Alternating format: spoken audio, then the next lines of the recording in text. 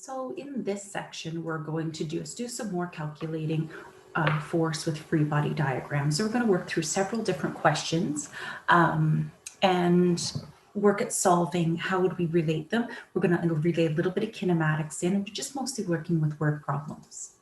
So when you're solving force word problems, there's a couple things you should watch for. First of all, diagram it. So sketch a free body diagram. We'll do that each time. Most questions will benefit from a free body diagram. There's some questions which you'll be able to get away without one, but it's often helpful to start there. Then identify the forces. Some forces have to be inferred from the problem. You only really need to consider the forces that are impacting the motion. If you have something sliding horizontally across the table, gravity is not really, unless you're dealing with friction, gravity is not going to need to necessarily be taken into place. So sometimes we can leave out gravity or normal force, but we have to think about the question context. So you're looking at all the forces that are going to impact your calculation. And then lastly, we're going to solve.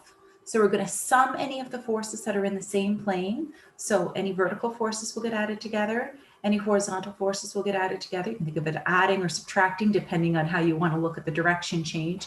And then you're going to apply Newton's laws. It's usually the second law that we're going to use to solve problems. So let's just do, we're going to do, I forget if it's 4 examples or 5 examples that I've put in here. So we'll work our way through those, and that should give you a really good start for how to solve these questions. So the first question tells us we have an 1100 kg car that accelerates from rest to 60 kilometers an hour over a distance of 45 meters. Find the net force acting on the car. So this question is a little bit more complex than you had in your last lesson. I'm going to sketch the free body diagram just up here to give lots of space for working out the problem. So we have a car, and if it's accelerating from rest, we know that some force is being applied. Okay? Or we could say there's a net force in that particular direction, the forward direction. I often put the mass inside the box that I use to represent the object. If you want to get fancy with your drawings, you can, but a box is simple and lets you go through things quickly. So we have our vehicle, there's a net force in a forward direction. We want to know what is that? How much is it? So force, net force, you learned from Newton's second law, is equal to mass times acceleration. Okay, so we have the mass already, but we need acceleration. So the first thing we're going to do is we're going to find acceleration.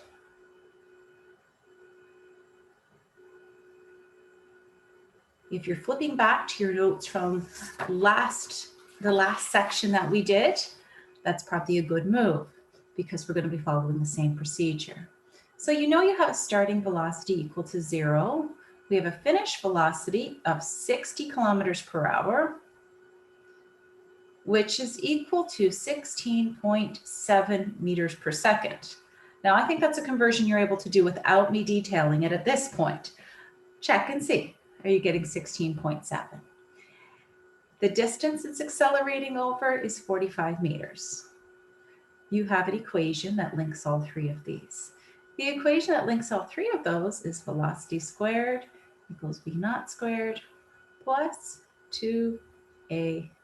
Okay, so we'll plug all of this information in and we'll find out what our acceleration is so we can get the force. So this starts us out a little bit complicated. Okay, so first we're going to start it with 16.7 squared equals, this is just 0, so I don't have to put my squared in, plus 2 times acceleration times 45. Now I'm going to leave this in brackets just because it looks easier, better for me. Let's simplify a little bit. So 16.7 squared equals, like we don't have to write the 0 anymore. 2 times 45 gives me 90 times acceleration. Divide both sides by 90. And we have acceleration is equal to, we just have to put this piece into our calculator. And if you plug that into your calculator, you get 3.10 meters per second squared. Now we can use that in our calculation. So now we have our acceleration. So net force is equal to, we have our mass here, 1,100 kgs times our acceleration we just calculated of 3.1 meters per second squared. Putting that all together, we find we have a net force of 3,410 newtons. So it's an easy question as long as you have acceleration. If you don't have acceleration, little extra work required in order to find it. Most of the time you will end up with acceleration, but occasionally you could have a question that looks like this. For example, how much force would the wind need to apply to accelerate the blades of a turbine from 0 to 60 revolutions per minute? 60 is probably not going to be 60, maybe 30 revolutions per minute. We could work on a question like that. Okay, so there's just maybe a little sneak peek of what a question might look like when you do a final assessment, is applying some of the pieces together in a trade context. All right, question 2, similar type of question. A 1,400 kg car is traveling 24 meters per second when the driver takes his foot off the gas. The car eventually rolls to a stop after 225 meters. Find the force of friction on the car. So we have this vehicle and it's got a mass of 1,400 kgs. And once the driver takes the foot off the gas, there's nothing pushing that car forward anymore except its momentum. There's no forward force, but friction is what's slowing it down. You can think of friction, air resistance, those are all frictional forces. So this is our friction force. There's no force keeping it going forward. It's the force of friction in the other direction. So this is what's going to slow it down. We could, if you want to label it, motion is forward, but the force of friction is the opposite direction. Okay, so it's eventually slowing. So we want to find the force, since there's only one force acting on it, the force of friction is the net force. So the net force is equal to mass times acceleration. And again, we need to figure out what is the acceleration. So we know our initial velocity is 24 meters per second. Our final velocity is 0. And we have a distance of 225. We can use the same equation that we had before. So velocity squared equals v naught squared plus 2ad. So this time we have 0 equals 24 squared plus 2a, and our distance is 225. Simplify as much as you can here. So 0 is equal to 576 plus 2 times 225 gives us 450a. And now we rearrange. Negative 576 is equal to 450a.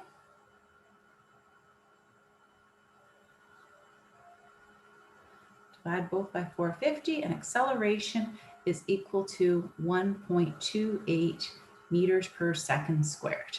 And that's going to be negative because it's in the other direction. So the net force acting on the object, we've got our arrow drawn here, the force of friction, is equal to, and the force of friction, you don't necessarily have to have a sign on that because it's implied that it's going to be opposite your motion. Okay, so with forces, sometimes we can get away without necessarily having all of our signs written down, so long as we have our diagrams drawn correctly. So our mass is 1,400 times 1.28 meters per second squared, leaves us with 1,792 newtons. That's equal to the force of friction. Okay. Pretty straightforward question. If you have any questions about it, let me know. Third one, Ernie pushes Bert in a toboggan across some frictionless snow. Bert and the toboggan have a total mass of 85 kgs and they're accelerating at 3 meters per second squared. A, find Ernie's applied force. So let's just do our free body diagram. So we've got Bert and Ernie on the toboggan and they have an 85 kg mass. Okay. Ernie is pushing them forward. I'm going to call this FE. Ernie rather than write it all out. So he's pushing them forward. So we know if there's only one force forward, the force applied by Ernie has to be equal to the net force. They have to be the same because there's no other forces there. We're told it's frictionless snow at this point, so that simplifies our question. So that's equal to mass times acceleration.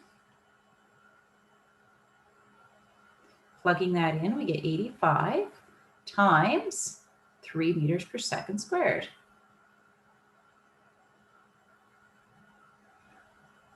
(85 times 3 meters per second squared gives us 255 newtons of force.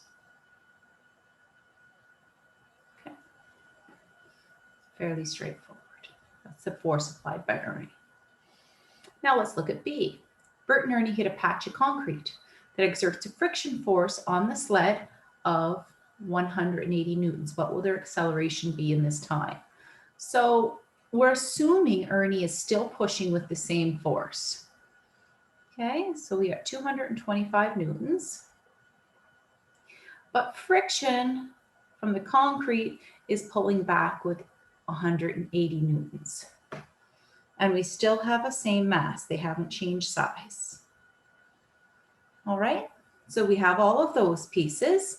What's the net force? So the net force is going to be equal to 225 minus 180. 225 minus 180 leaves us with 75 newtons. All right, now that we have 75 newtons, we can find our acceleration. So 75 newtons is equal to mass times acceleration, which is 70, so 75 equals 85 times A. Divide both sides by 85.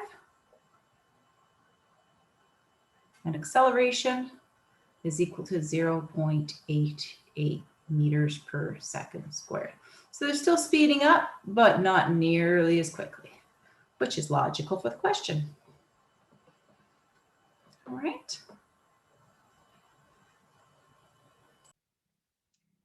Okay, so question 4. A turbine blade with a mass of 5,216 kg is hoisted by a crane at a constant velocity. What's the tension in the cable suspending the blade? So we'll start with this one and then we'll move to the other question. I have them side by side because I do want you to compare them after. So we have our blade and it's 5,216 kg. There's a rope or a cable holding it up and there's tension in that and there's gravity pulling it down. Okay, we haven't had to deal with gravity in the other ones because we didn't have to worry about friction and all of our motion was kind of told to us already.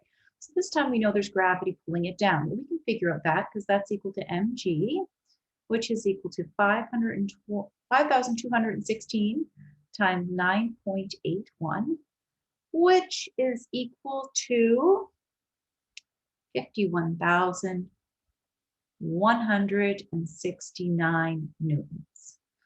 Okay, now they want to know what tension is. Well, you can calculate gravity. Is there any information that tells us what tension is? Well, it tells us that we're going to have a constant velocity. Newton's first law says if you have constant velocity, F net equals 0. So for the net force to be equal to 0, the downward force needs to equal the upward force. So this means Fg has to equal tension. So if the downward force has to equal the tension in the rope must be 51,169 newtons. If you want to go to 4 sig figs, we would round this to 51,170 newtons. That's your tension in the rope. So the tension, when you're at a constant velocity, the tension in the rope is always going to be identical to the weight of the object. Okay, because weight of the object is equivalent to the force due to gravity. Now let's look at another scenario.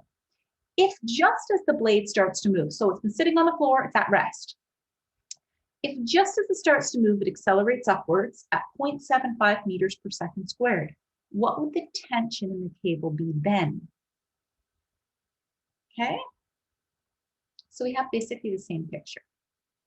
But this time it's accelerating up, so we know the tension has to be bigger than the force of gravity.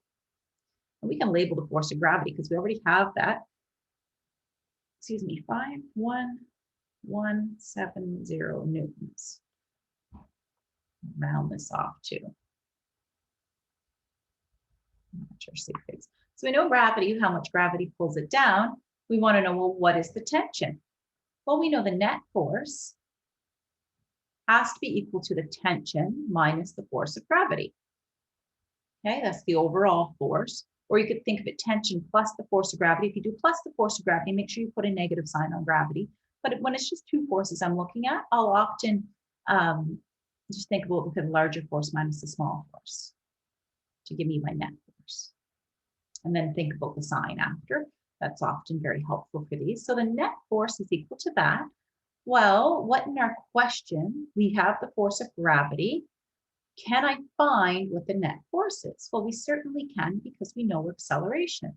So F net is equal to mass times acceleration, which is equal to the mass of the blade is 5,216 kgs times 0.75 meters per second squared, gives us a net force equal to 3,912 newtons.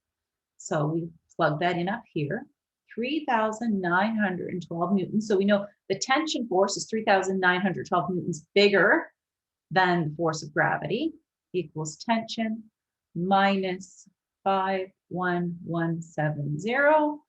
Rearranging.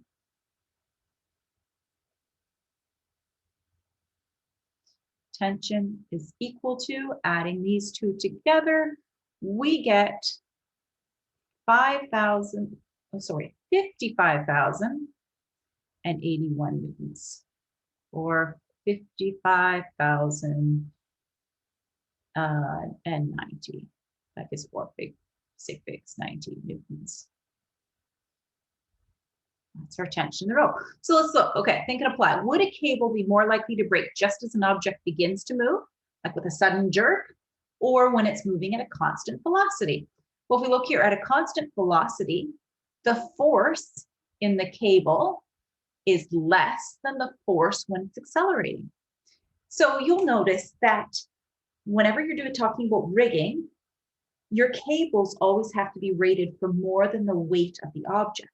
And that's because if they were rated just for the weight of an object, the weight of whatever you were lifting, whenever you accelerate, because there's always acceleration to go from zero to moving upwards, during that just acceleration as it just starts to lift off the ground, you would have potentially snapping cables.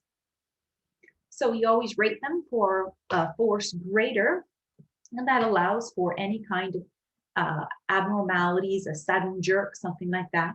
It'll keep the cable from breaking. So there is some practical pieces in this that explain why, if you were lifting a blade, you don't just use equipment that's rated for 5,200 kgs. You're going to use something that's rated for, sometimes it's up to like 50% more. Now, I'm not a rigging expert, but I've gone through a few of the books and got a few guidelines, and usually it's a fair amount extra. And that's the reason, is because when something starts to move, it accelerates, which puts more tension in the cable, and the tension in the cable is released as it gets to a constant velocity. And at that point, the tension in the cable is exactly the same as the weight of the object. Now, what about when you finally rest that object into place, when it stops moving? When it stops moving, the tension is typically released a little bit again. So there's always more tension lifting something up, especially if you're accelerating upwards as you lift. So one of those little things to kind of, I like these little think and apply questions.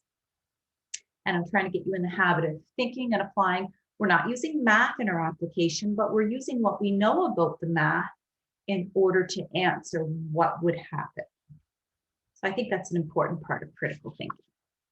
And we have one last question. An object with a mass of 2 kgs is falling. The wind is blowing east, pushing the object with a force of 12 newtons. What's the net force on the object and what's the net acceleration of the object?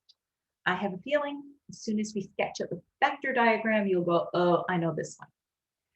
So we have a free body diagram. We got a 2 kg object. Maybe it's a wrench that got dropped. 2 kgs kind of seems like a lot for weight. It's falling, so we know there's a force of gravity. And the wind is pushing it east at 12 newtons. What's the net force? Well, the net force says I have to be able to add the forces together. You probably already know what we're doing when we add forces together. When we add vectors together, we use tip to tail. So we have the wind pushing east, and we have gravity pushing down. And we need to know the net force. So in this case, this is a two-dimensional problem. So you won't see any of these in the practice worksheet, but we'll sneak them in now and then so you don't forget about that vector stuff. So the net force is going to be at an angle. So first of all, we have to do some calculation. We know the wind is 12 newtons. What's the force due to gravity? Well, the force due to gravity is going to be 2 kg times 9.81, which is equal to 19.62 newtons, or we'll say approximately 20 newtons. Okay? So you go, that net's going to use Pythagorean theorem. So c squared equals 12 squared plus 20 squared. C squared is equal to 544. Hopefully I changed some numbers as I was going along, so hopefully I updated all the math. Square root C is equal to 23 newtons. Okay, that's not enough. We need to know the direction.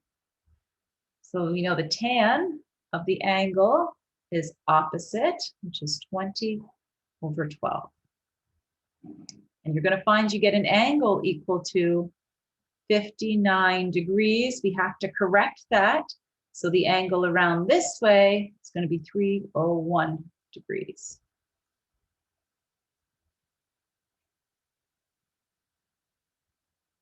Okay, so the force, net force, is equal to 23 newtons at 301 degrees.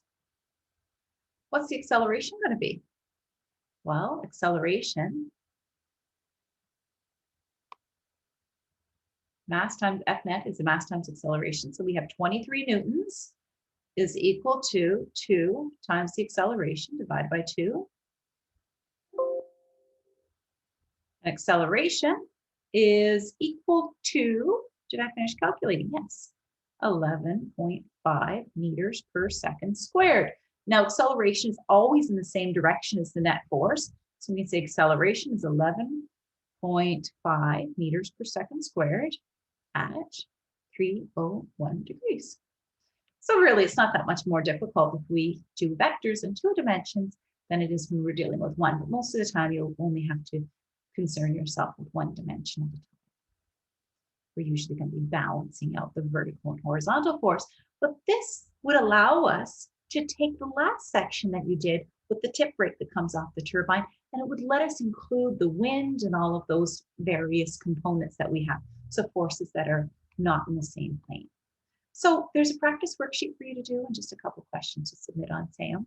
So I'll let you see if you can finish those up, and that'll have this section finished. And we're going to work at next lesson.